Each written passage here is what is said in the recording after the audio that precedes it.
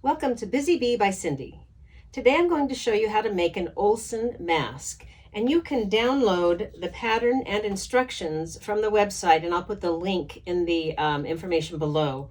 I didn't follow the instructions from their pattern. I created my own, and that's what I'm going to show you how to do. This is what our final product will look like. Here's the mask. There is a pipe cleaner along the top edge of the nose.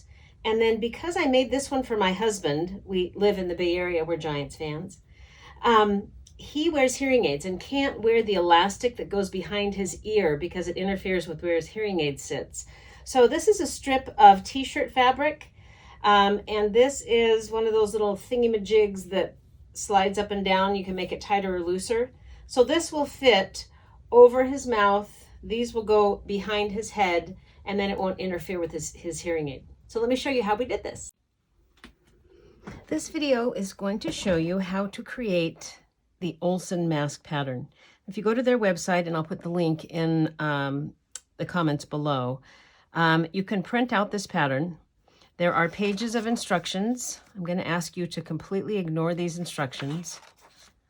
What you do need are the pattern pieces. There are a total of 6 of them.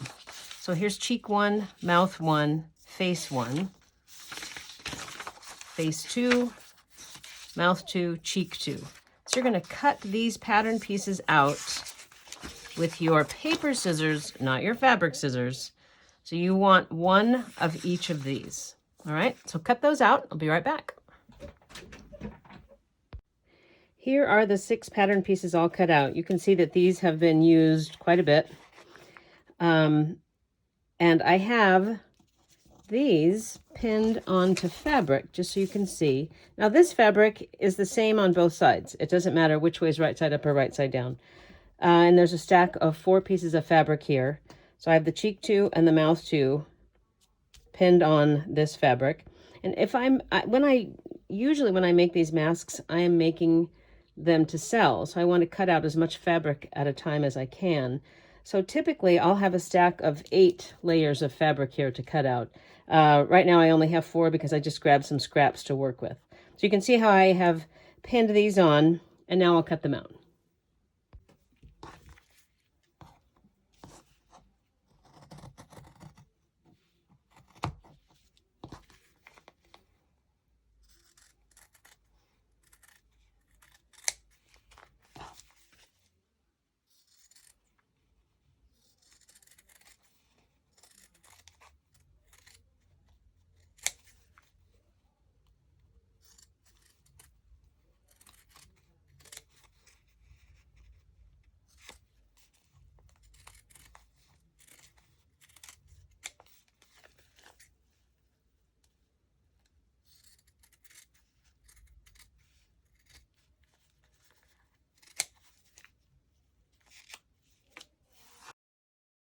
Okay, so now it's time to cut out the face pieces. And this is the side that you'll see that faces the public when you're wearing the mask.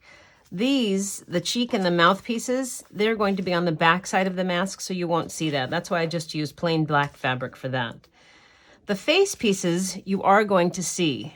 Now, I live in San Jose, and we are big Giants fans, so I'm going to make some Giants masks. And as you can see with this particular fabric, there is a direction that the masks need to go. So I wouldn't want to lay my pieces this way because you're going to be reading that on sideways. So we want to lay them so that you can read them across the mask. Now, one thing that I do differently with this mask, as opposed to the way they show you on that Olson video and in the instructions, I like this part of the mask to actually go under my chin, and this part of the mask to go along my nose. So I flip this upside down. So I'm going to flip this upside down. I'm going to pin it in place. And I do have, I think I have 6 layers of fabric here. So each of these is going to cut out 6 pieces. And then I'll put this one also upside down. And I will cut this out, and I'll get 6 pieces out of this as well. So this will allow me to make a total of 6 masks because each mask will require a face 1 and a face 2. So I'm going to pin that together and cut it out. So here are my 6 pieces all cut out. I have face 1 and face 2, and again, these are upside down so that my pattern, my fabric will read properly. And then here's mouth 1 and mouth 2, cheek 1 and cheek 2. Mouth 1 and mouth 2 are pretty easy to tell apart once I take the paper away just because of the way the fabric is cut. When you get to cheek 1 and cheek 2, they can be a little more difficult to tell apart once you have taken away your pattern. So I'm just going to leave those as they are. Our next step is going to be to iron. So you are going to fold that fabric over by 1/4 of an inch. Give it a nice press. And then I'm going to fold this one also over by 1/4 of an inch. Give it a nice press.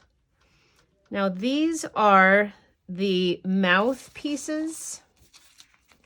You can see here where it says mouth pieces, and I'm folding over 1/4 of an inch on that side. Okay, so we're going to fold that. And then when you put these right sides together, the fold should be on the outside. So there's those two. Now here's cheek 1, here's cheek 2. I'm going to do the same thing. I'm going to iron over 1/4 of an inch on this edge, not the skinny edge, but on the fat edge. And then the same thing here. Fold it over by 1/4 of an inch. And these don't have to be exact. You can eyeball it. As you see, I'm eyeballing it. Give it a nice press. And then when you put these face to face, they should line up. They should match. Let me show you what happens if you have them facing the wrong way. So that one's the wrong way, this one's the right way, and no matter what you do, you're not going to get that to line up. But it's a little difficult to tell because they're very similar. The way the sizes and the shape is very similar. So now I have 2 of these, 2 of these, and 2 of these. All right, the next step is to go to the sewing machine, and I'm going to feed this through the sewing machine, and I'm going to sew maybe about 1/8 of an inch in, just to keep that folded edge in place. So both of these will be sewn that 1/8 of an inch line, and both of these will also be sewn along that 1/8 of an inch line. All right, I'll be right back. As you can see, I've sewn them with white thread just so you can see what I've done. There's my fold. There's my where I sewed it together. So now you're going to put these face to face, line them up as best you can, and we're going to sew the 2 mouth pieces together. So face to face, right sides together. We're going to do it, sew along here 1/4 of an inch, and we'll do the same thing with our feature fabric. Face to face, put them together, and you're going to sew 1/4 of an inch along this seam. I like to start this at the edge that is not curved. It just seems to feed into my machine a little better. So I'm going to sew all along there and then all along here.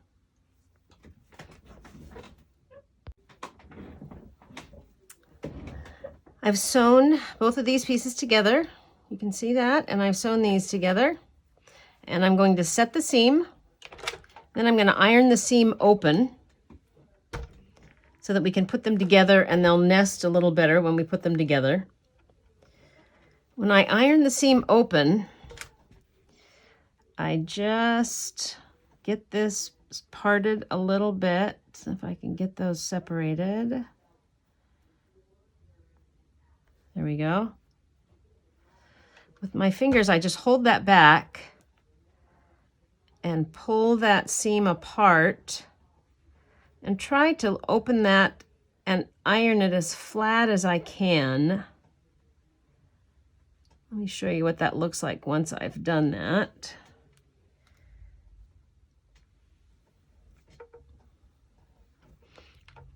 There you go. I've ironed that seam open, and I'm going to do the same thing on this piece.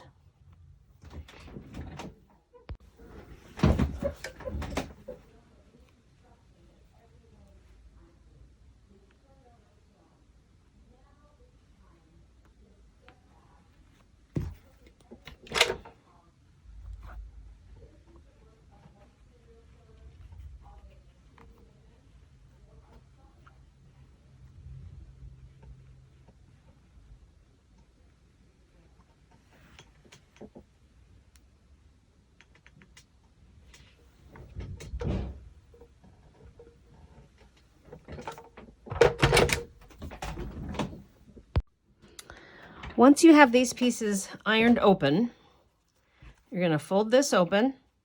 Keep in mind that you want to match, we're actually going to attach these two pieces. So you want to match that curve. This will not go in there upside down, or you can force it to, but it's not going to fit properly.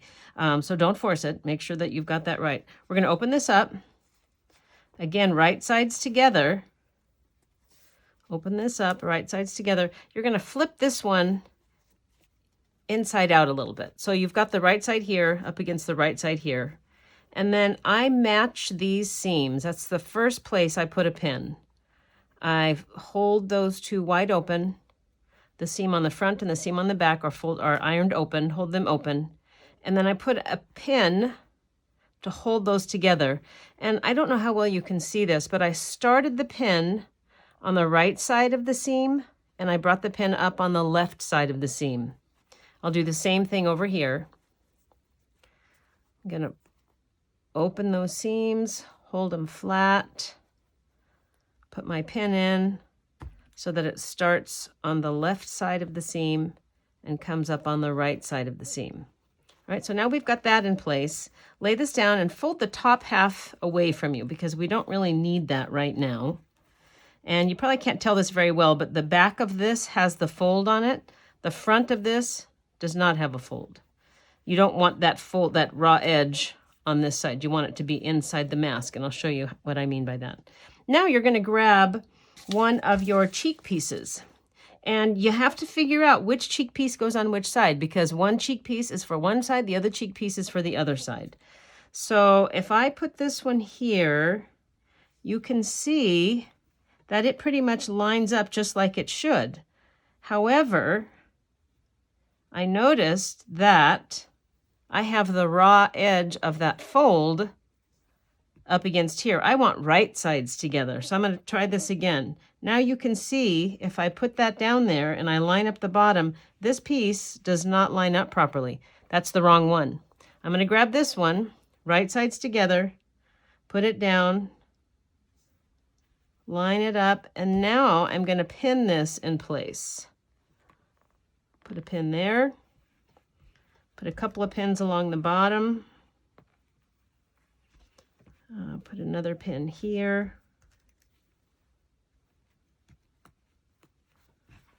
And another pin along the bottom. And then we're going to do the exact same thing on the other half of the mask. So I'm going to fold this side back. We're done with that. Bring my other cheek piece over. I want to make sure they're right sides together. Line that up.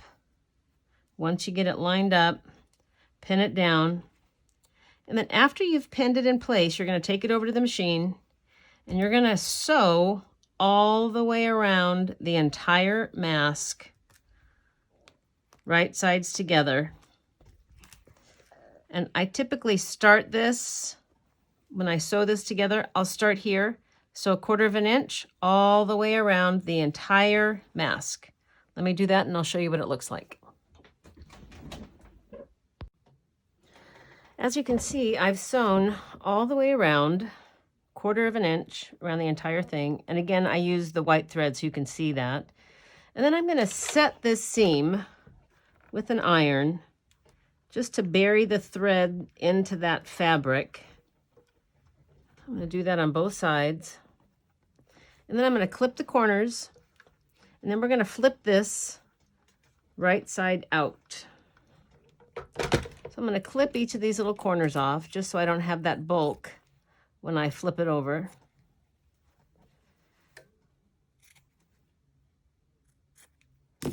All right, now get your fingers in there.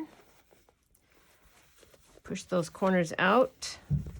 Fold that out, and then go all the way underneath this background fabric. Get your fingers in there and flip that out also. And then I like to use a chopstick. Get that in there. Kind of help push those corners out a bit. They don't have to be exactly pointy or square. You just want to push them out some. Do the same thing over here. So you get them, I don't know, until you like them. That looks good enough to me. And now I'm going to iron this whole thing flat. So I'm going to pull here. So I've got those seams spread all the way out. And I want to try and get as much of those, just get that flat so that you don't have a little, extra fabric hanging out, the front fabric or the back fabric, either one. So I'm going to iron that nice and flat. And then we're going to come up here. I'm just going to pull that seam apart, run my finger across there so that those two fabrics lay nice and flat. And I'll iron that. Do the same thing over here. Just trying to keep those fabrics pulled apart so that you don't end up with like a little gully in between. We'll do the same thing here on the bottom.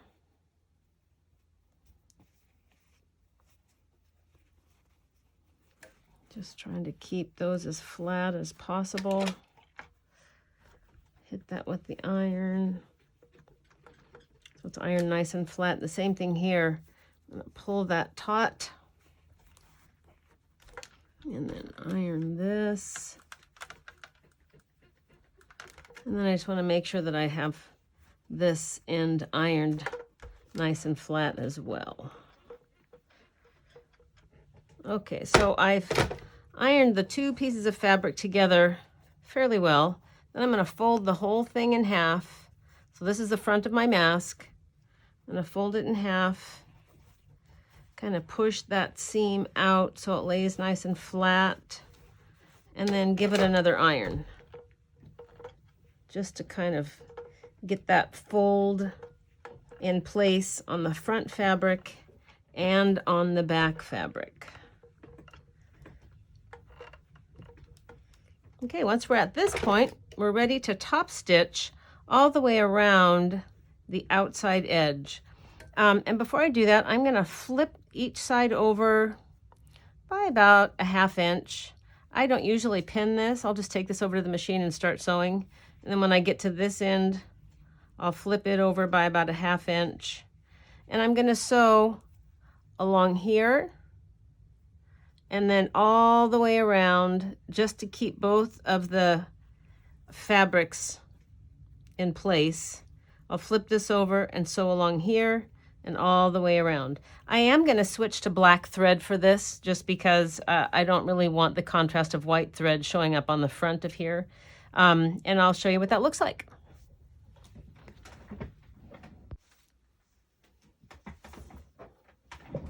As you can see, I've sewn all around the outside edge, the folded edge here, the outside edge here, the folded edge here, as close to the edge as I could get just to keep the layers of fabric together. I did use white thread in my machine, but black thread in my bobbin. So you don't really see the black thread on the front of the mask. And I also included a channel. This is along the bridge of the nose. It's about 1/4 inch wide, and that is where we will put the pipe cleaner.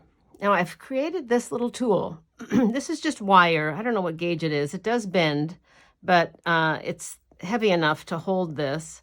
So I'm going to thread the pipe cleaner and just fold over about a 1/2 inch there.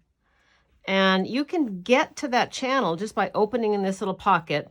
This pocket, just in case you don't know, this pocket is designed so that you can put a filter in the mask if you want to.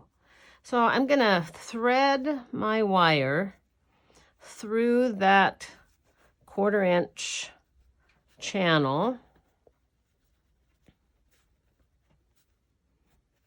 if I can. It's not letting me. Oh, there it is. Oh, no. Let's try from this side. Sometimes it gets hooked up on the seam allowance there. That one went through with no problem. So I'll pull that all the way through. And I find that it's easiest if you can get that metal part in first and then kind of just fold up the pipe cleaner so it's kind of laying in a U shape right there. And then yank that whole thing right through.